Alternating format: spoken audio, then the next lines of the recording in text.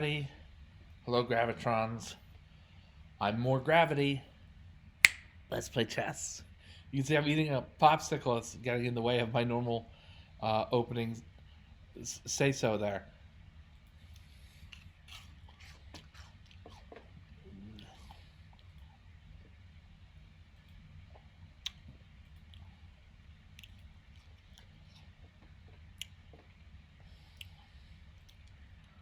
I'm going to play a 10-minute game.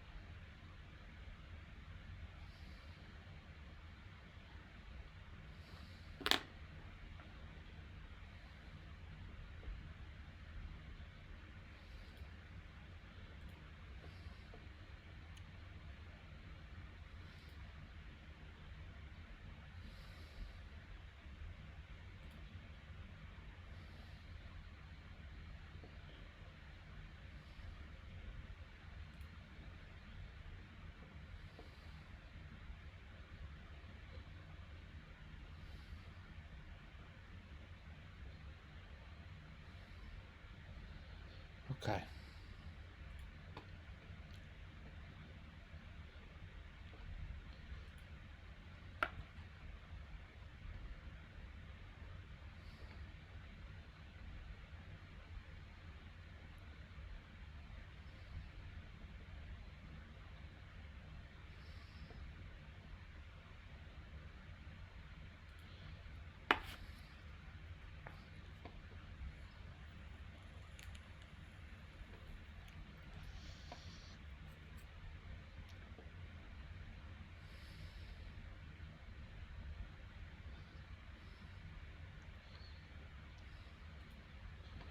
Let the computer process that game.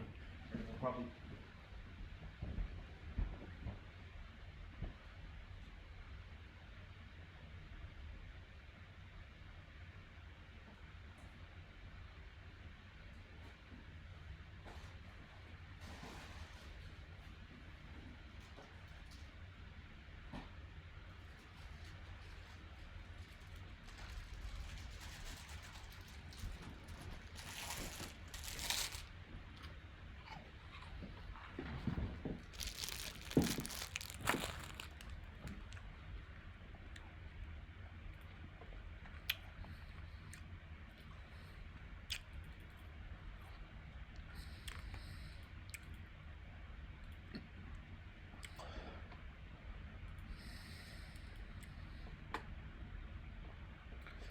Capture the rook or do that. Play here.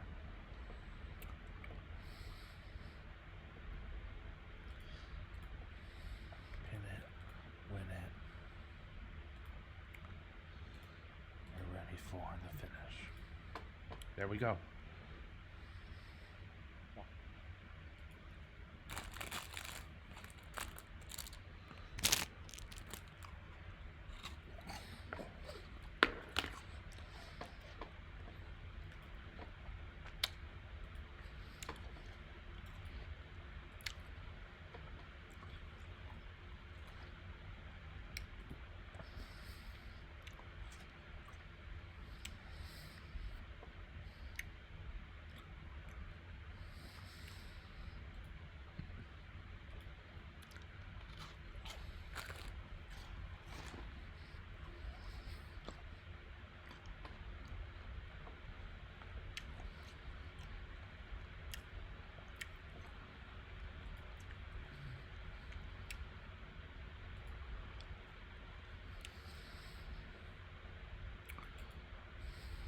Sicilian defense. My opponent played the Sicilian defense. I played c3, the c3 Sicilian, also known as the Alapin Sicilian. Trades in the center give white a central pawn duo, and that's pretty much the pretty much the purpose of pawn to c3. And after d5, I wanted a closed game and played e5. You can either knight towards the center makes sense. You can capture on d5, and white will have to defend against the ice. Will have to incorporate the appropriate tactics and strategy to keep the Isolani on d4 from falling. So I pushed pawn to e5, and after bishop f5, knight f3. My opponent closed the position, or kept it close with e6. It's very smart, getting her, or they, bishop to f5. So it has to be outside the pawn chain. And a lot of openings, not always e-pawn openings, but especially d-pawn openings, including the queen's gambit. Black's light squared bishop has difficulty escaping from behind chain of pawns on the same color square as his light squared bishop. I wanted to trade pawns here, mostly because black has taken a lot of steps to make bishop f5 a reality, and I thought an immediate exchange on d3 favors white. More space, at least the same amount of development, whether you count the queen or not, White's about to castle. Black's a bit away from castling. So I thought, that's cool. I'll take the opening advantage. My opponent played a little bit coy with bishop to g6. And I said, after a little while examining this position, I thought I can trade on g6. The idea being the better trade, usually, the trade towards the center,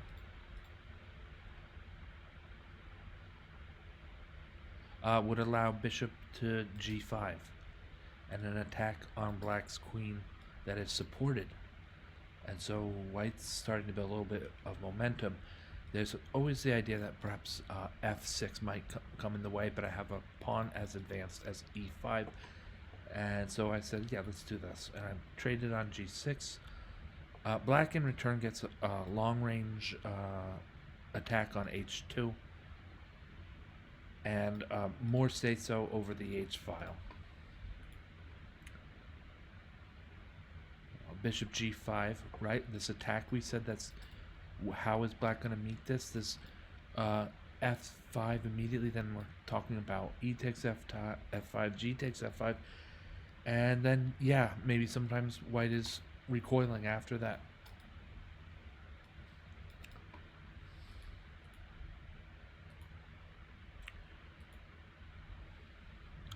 I played bishop g4, simple, straightforward.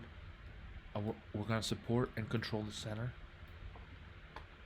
I'm not very worried about queen takes b2, this sort of unnecessary pawn grab, because of knight to d2, with the knights now covering each other in a great way.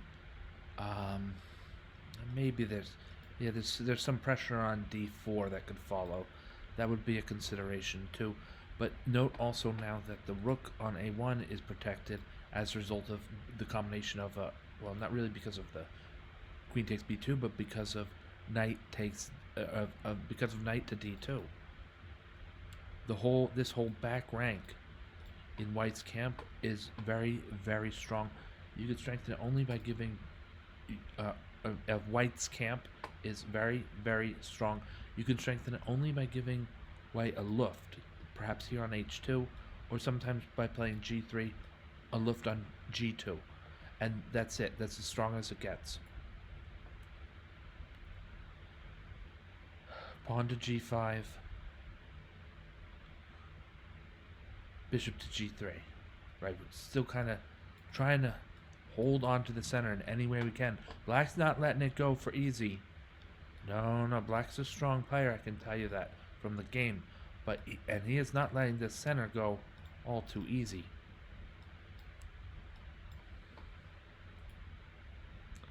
I thought pawn to g4 was another great move, putting white under pressure, right?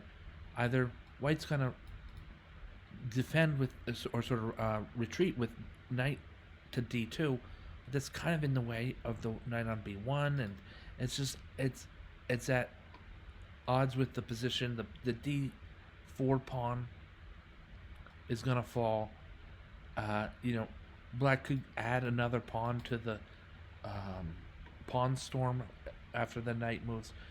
Too much. There's too much going on. So I found this move, and I said, this seems like it puts more questions into black's mind than otherwise.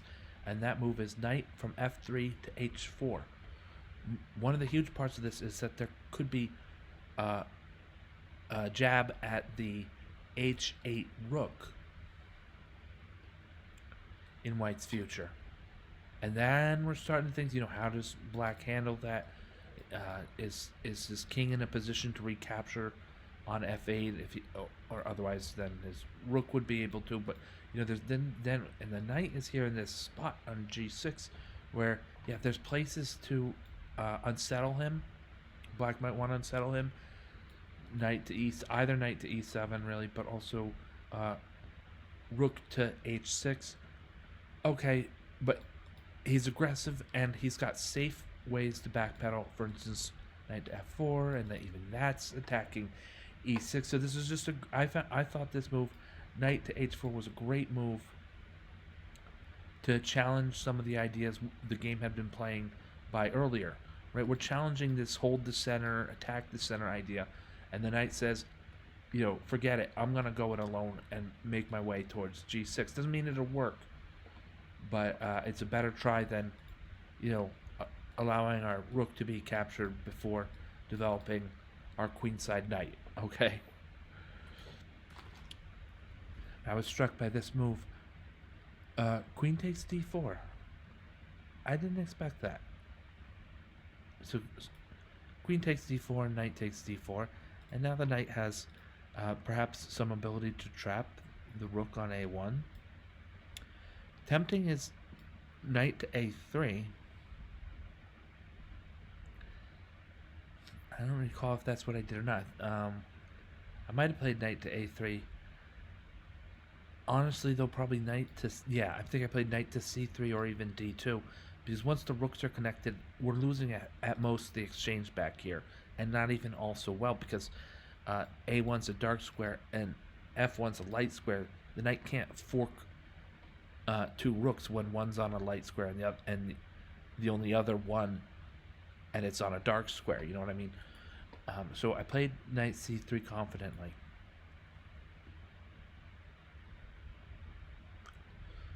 Rook h6. I told you, this is I'm playing against a strong player. Rook to h6 is a strong move, a defensive move.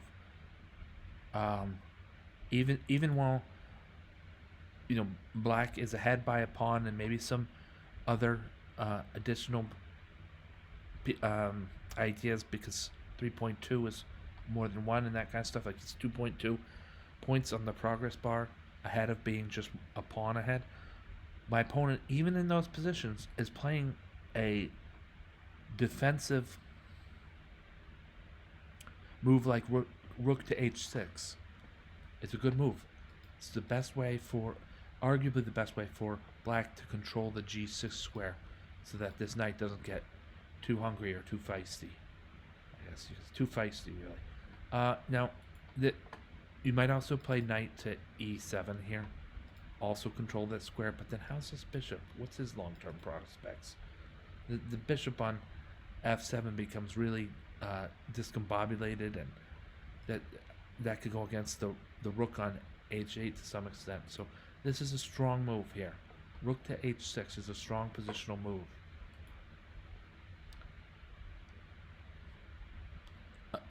Not surprisingly, my opponent plays a strong positional move, and I reply with a strong tactical move, or at least might not have been a strong tactical move in and of itself, but to change the position to be more tactical rather than suffer some kind of combination of positional and material stranglehold. G5 is another great move, saying, it challenges white. That's me to think of the correct idea. Interested to see. Okay, so there were a few moves here. There were more than one move by white here that would have been fine. And I chose one that was fine as well, or good, but whichever way you want to say that. Knight to c6.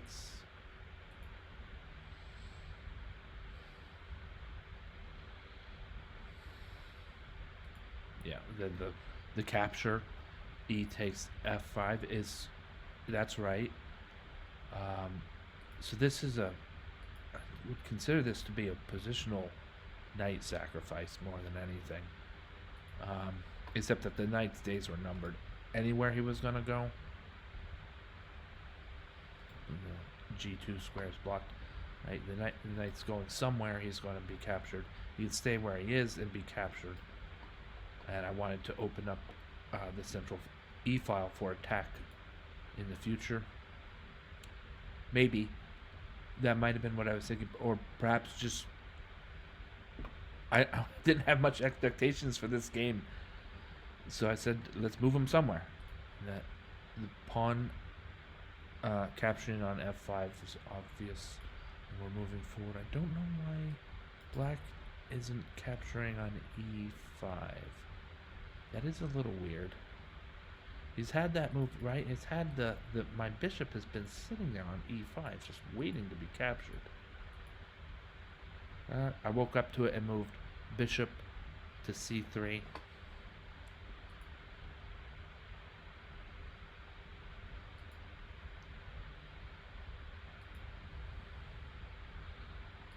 Some complications.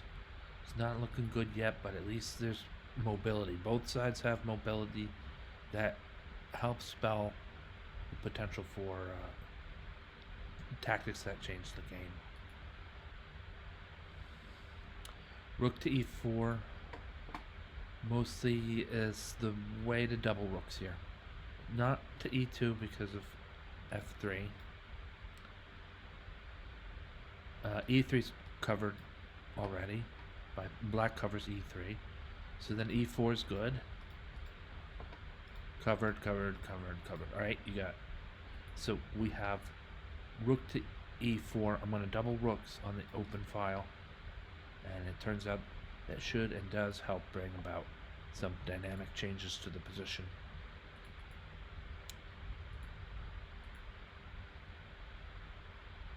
Pawn takes g3. Yeah, I guess I agree with Stockfish here, or with Torch here. Pawn takes g3.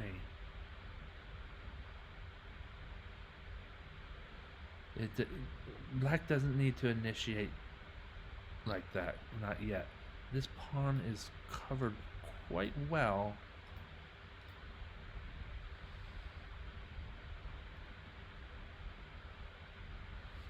No, it's complicated. It's complicated. The Torch Force sees this as a mistake.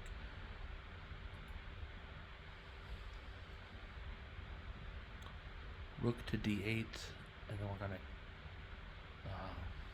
back up that knight. Perhaps rook to e1 was still in the cards even after rook to e8. Let's see. Computer finds complications with rook to e7 check.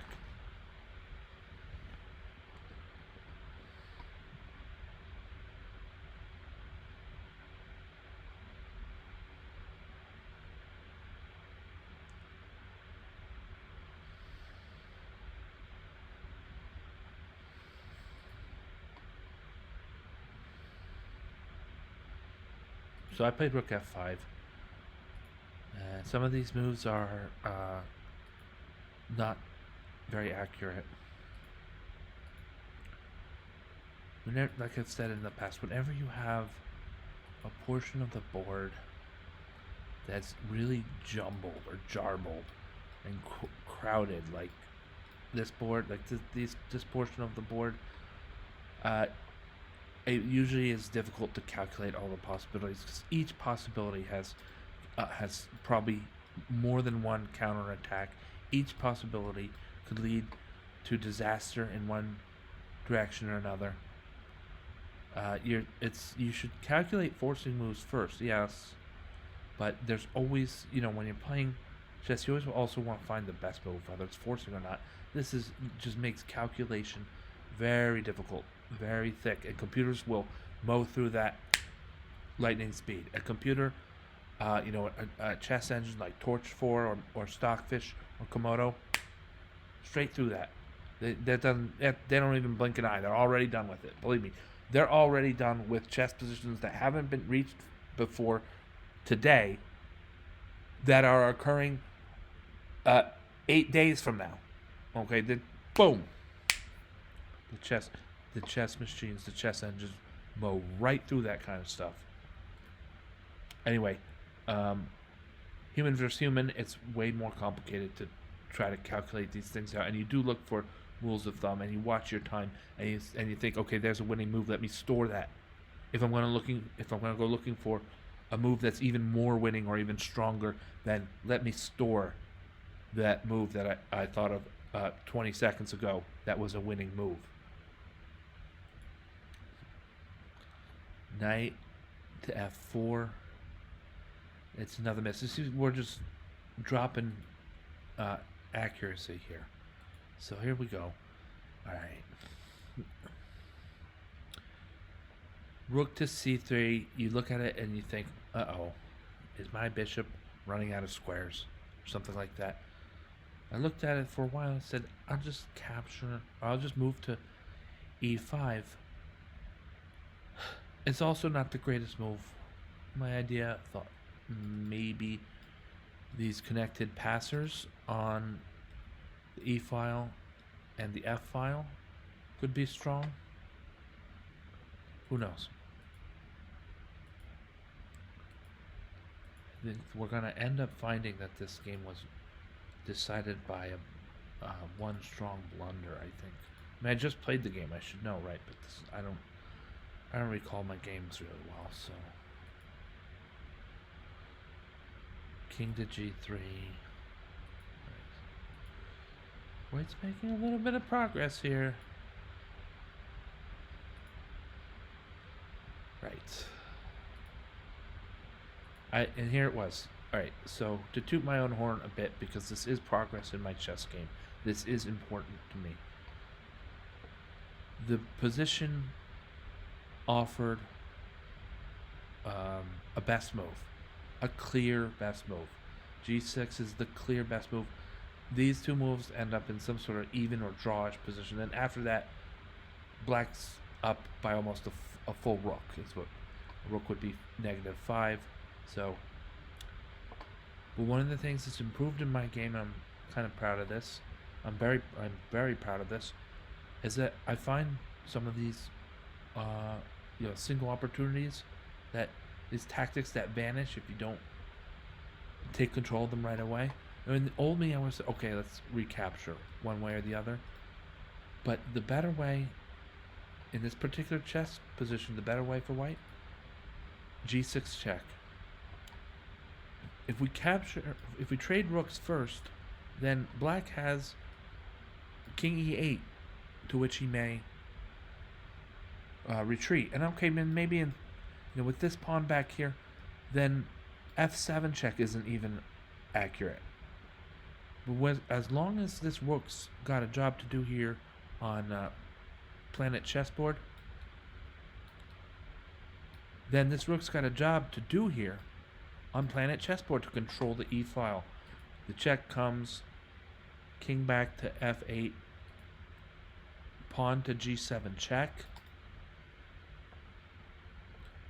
and it's over because white's gonna capture on H8 while promoting. I did look at knight. Knight makes sense here too, guys. Let's just have a sort of alternate ending. Put the knight there. King must go back. Then white gets the rook probably best with his own rook.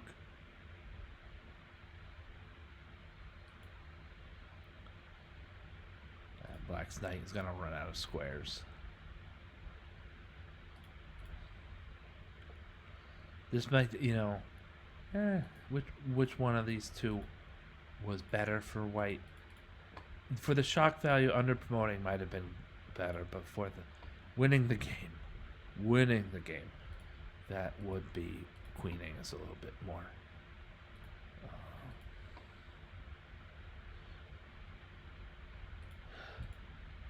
calm.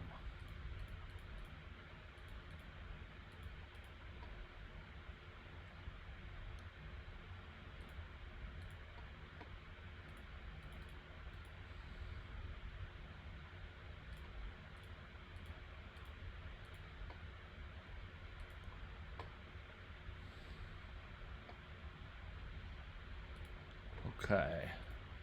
So that was with the alternate ending. Queening is fine as well.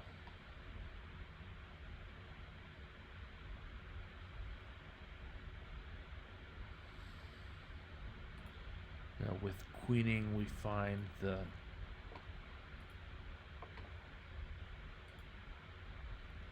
what was this? This was with moving to knight. I think this is the position with the queen.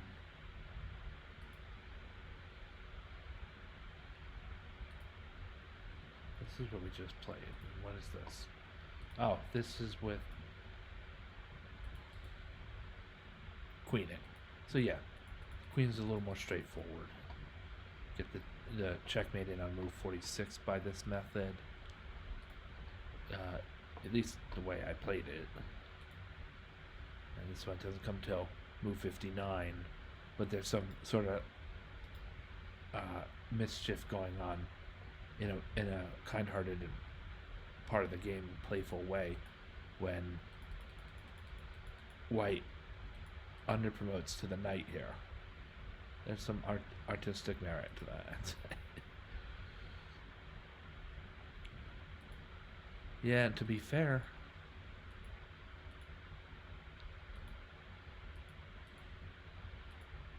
let's see. This is a checkmate in 6.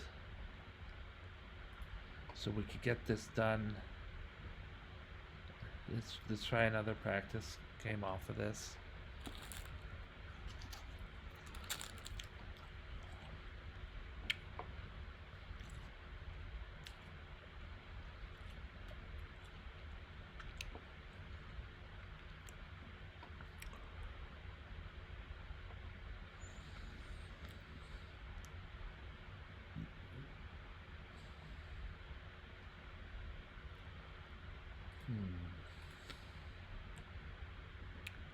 Mate in 6. It jumped a spot, which means black's response was not technically the lengthiest possible delay of checkmate. The count down here, I say it's the count down here. If it was at 8, you move and it goes to 6, it means black played a move that hastened the checkmate. If it was at 8, black moves and it goes to 3, then it means, yeah, definitely black played a move that hastened the checkmate. So what are we looking for here, Jord? Try this maybe? That doesn't...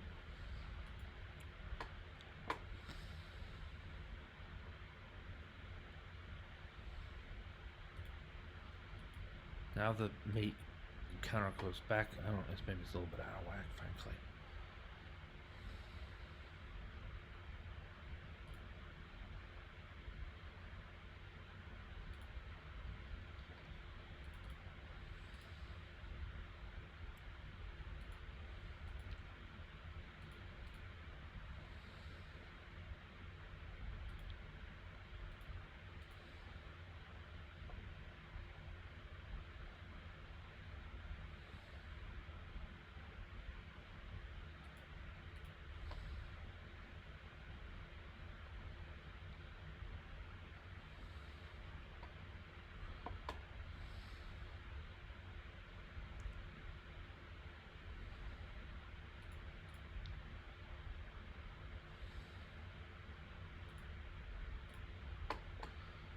Okay, so we got it quicker than 59, but later than 46.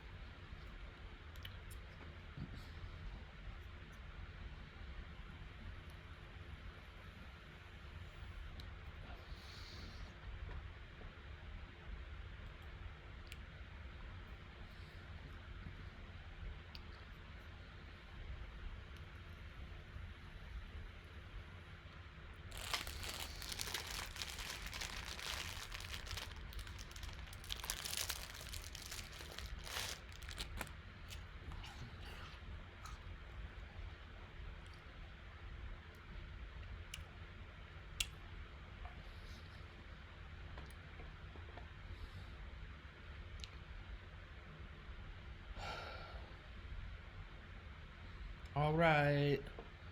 A fun, contested, interesting chess game. That's great, guys. Are great. Anybody, really? So, thank you for watching. Thank you, Gravitrons. I'm more gravity. Have a great night.